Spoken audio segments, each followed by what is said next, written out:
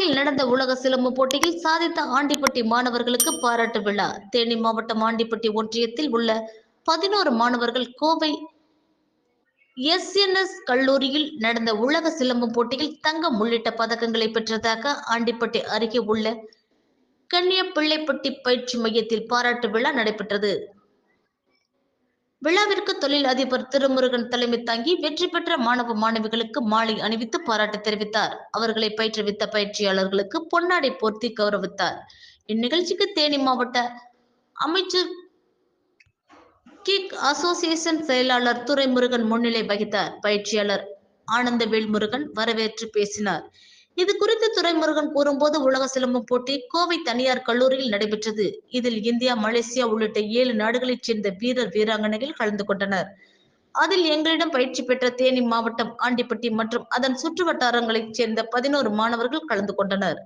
அதில் ஒற்றை சிலம்பம், இரட்டை சிலம்பம், சுருள்வாள் போட்டிகளில் 4 பேர் தங்கப்பதக்கம், 10 பேர் வெள்ளிப்பதக்கம், 6 பேர் வெண்கலப் பதக்கமும் பெற்று வெற்றி பெற்றனர். அவர்களை பாராட்டுவதில் தேனி மாவட்ட அமைச்சர் கிக் அசோசியேஷன் பெருமை கொள்கின்றது என்று கூறினார். விழாவில் மாணவ மாணவிகள் சிலம்பம் ஆடி தங்கள் திறமையை வெளிப்படுத்தினர். இதில் மாணவ மாணவிகள், பெற்றோர்கள் ஏராளமானோர் கலந்து கொண்டனர். துணை பயிற்சியாளர்கள் வரதராஜன், ஜெயவேல் ஆகியோர் நன்றி தெரிவித்து பேசினர்.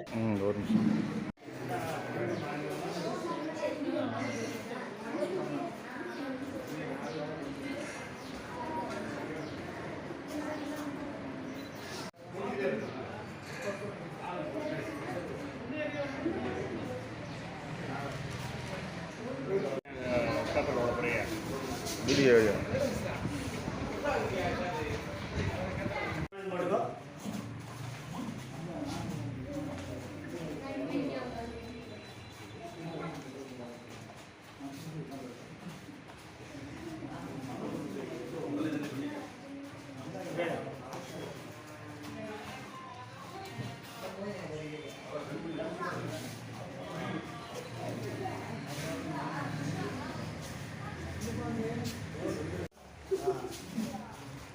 கேட்க விட மாட்டேங்கிறீங்களே.